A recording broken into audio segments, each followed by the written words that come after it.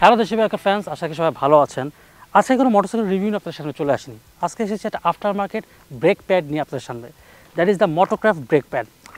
This is a Chinese brand এবং বাংলাদেশে যত প্রকার মোটরসাইকেল রয়েছে সবগুলো মোটরসাইকেল ফ্রন্টের এবং রেয়ারের যে ব্রেক প্যাডগুলো আমরা ইউজ করি, প্রতিটা ব্র্যান্ডেরই প্রতিটা মডেলের ব্রেক প্যাড আপনি মোটোক্রাফটে পেয়ে যাবেন।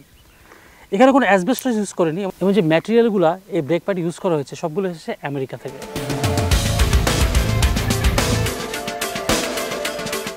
আমি আমার লিফান KPS 150-তে সবসময় লিফানের ব্র্যান্ডের ব্রেক প্যাডটি ইউজ করেছি।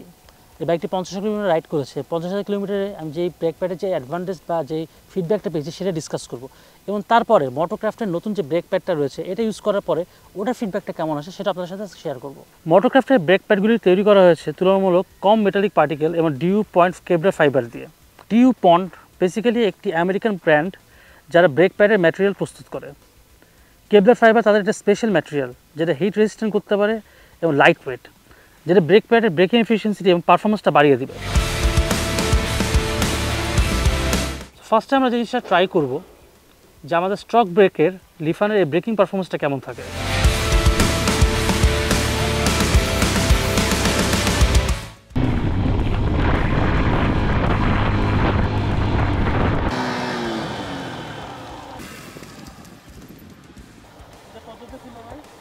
সিক্সটি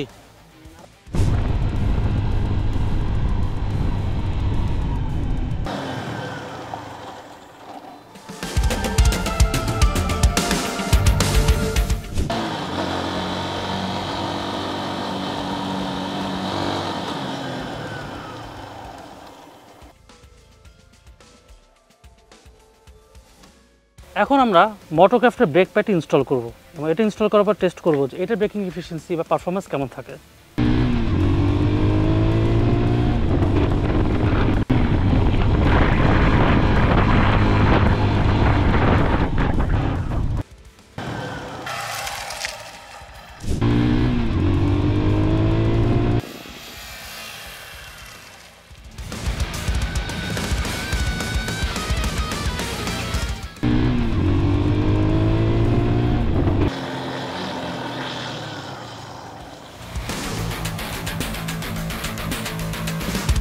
সো মোটোক্রাফটের ব্রেক প্যাডের পারফরমেন্স কেমন ছিল? প্রথমত লিফান KPS স্টক ব্রেক প্যাড ছিল, আমরা 60 কিলোমিটার পার আওয়ার থেকে ব্রেক করে এই পর্যন্ত চলে আসছিলাম, উইচ ওয়াজ অ্যারাউন্ড 41 ফিট। এবং তারপরে মোটোক্রাফটের ব্রেক প্যাড যখন আমরা চেঞ্জ করে বাইকটাকে ব্রেকটা আমরা 100 কিলোমিটার মতো রাইড করেছি, বিকজ একদম ইনস্ট্যান্টলি যখন আপনি ব্রেক প্যাডটা লাগিয়ে রাইড করবেন ওইরকম আশানুরূপ পারফরমেন্স আপনি পাবেন না বা ফিডব্যাক পাবেন না। সো যখন আমরা মোটোক্রাফটের ব্রেক প্যাড লাগানোর পরে যখন 120 কিলোমিটার জাস্ট টেস্ট করলাম, টেস্ট করার পরে আমরা যখন পারফরমেন্স টেস্টটা আবার নিয়ে আসি তখন খেয়াল করলাম যে এটা ব্রেকিং ডিস্টেন্স 31 ফিটে চলে আসছে। সো নিয়ার আবার 10 ফিটের মতো আপনার ব্রেকিং ডিস্টেন্সটা কমে গেছে। এখানে কিছু বিষয় বলে রাখি, একটা বাইকের ওয়েট এবং রাইডারের কম্প্যাক্টেবিলিটি, রাইডারের ওয়েটের উপর ডিপেন্ড করে ব্রেকিং ডিস্টেন্সটা। আমি যে বাইকটা ইউজ করেছিলাম বাইকটার ওয়েট হচ্ছে 152 কেজি এবং আমার নিজস্ব ওয়েট ছিল 84 কেজি। সো দুইটা মিক্স করার পরে প্লাস আমাদের যে বাইকের যে এক একজনের যে ব্রেকিং প্যাটার্ন কিন্তু অন্যরকম ডিফারেন্ট থাকে। কিছু বাইকার আছে যারা ক্লাচ ইউজ করে ব্রেক করে এবং কিছু বাইকার থাকে ইঞ্জিন ব্রেক ইউজ করে ব্রেক করে। সবসময় সাজেস্ট করবো ইঞ্জিন ব্রেকিং ইউজ করে ব্রেক করতে, সেক্ষেত্রে তাদের ব্রেকিং এফিসিয়েন্সিটা আরও বেটার পাবেন, ব্রেকিং ফিডব্যাকটা বেটার পাবেন। লিফানের যে স্টক ব্রেক প্যাড থাকে, ব্রেক প্যাডের সামনের ডিস্কে যে সামনের ব্রেক প্যাডে একটা প্রবলেম ফেস করেছিলাম অনেক সময়, যে অনেক বৃষ্টির মধ্যে যখন সামনের ব্রেকটা আপনি ইউজ করবেন বা অ্যাপ্লাই করতে যাবেন তখন ইনস্ট্যান্ট ফিডব্যাকটা পাবেন না, এটা একটু ওয়ার্ম আপ করা লাগে। মোটোক্রাফটে আমি যদিও বৃষ্টির মধ্যে বা রাইড করি না, বা যতটুকু রাইড করেছি আমার কাছে মনে হয়েছে যে এটা বৃষ্টির মধ্যে বা ড্রাইতে একই সেম পরিমাণ ফিডব্যাক পাবেন। তবে হ্যাঁ, এখানে একটা জিনিস, ব্রেকিং কম্প্যাক্টেবিলিটি বা ব্রেকিং ডিস্টেন্সের উপরে আরও কয়েকটা জিনিসের উপর dependent, not on the brake pad বা ব্রেক শু। ডিপেন্ড করে আমাদের টায়ারের গ্রিপের উপরে এবং আপনার টায়ার কী পরিমাণ আপনি হাওয়া দিয়ে রেখেছেন বা এয়ার দিয়ে রেখেছেন। কোনো সময় অতিরিক্ত এয়ারে আপনি বাইক চালাবেন না, অতিরিক্ত এয়ার টায়ারে যদি থাকে আপনি বেটার ব্রেকিং এফিসিয়েন্সি বা ব্রেকিং ফিডব্যাক কোনো সময় পাবেন না।